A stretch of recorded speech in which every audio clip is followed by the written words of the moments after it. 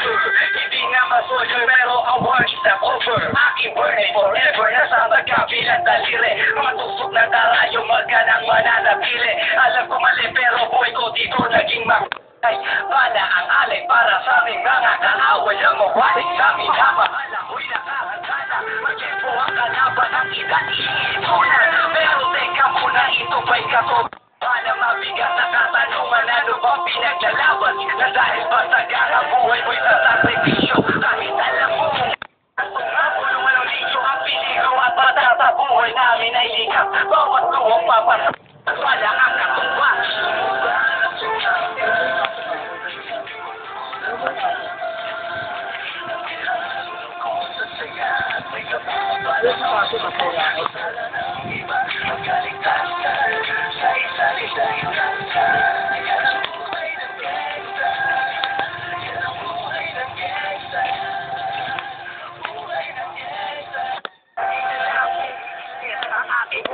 O para bang gustong pasukin ang lahat ng gulo.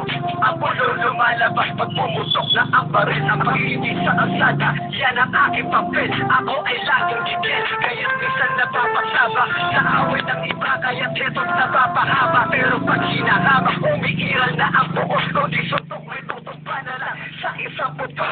Sabra ang sagot para masabi lang na G, hindi ko to pinili. Pero bakit nagsisisi at tulad ko? Paano kung kunin mo na ako? Sino na lang titingin sa mga maiiwan ko? Kaya nagsusumamo, pakinggan aking dalangin. At tamang daan ay ituro mo sa akin. Nang aking pamakita pagbukal liwayway. Darating din ang oras, kamay ko nang kumakaway. Sumubara sa kapal, sa puno na matay. At ay hasunod ko sa saya. May kapapala ang magtubos sa sala ng iba. Ang kaligtasan, siya isa-isa'y data. Yan ang buhay ng gangsta. Yan ang buhay ng gangsta. Buhay ng gangsta.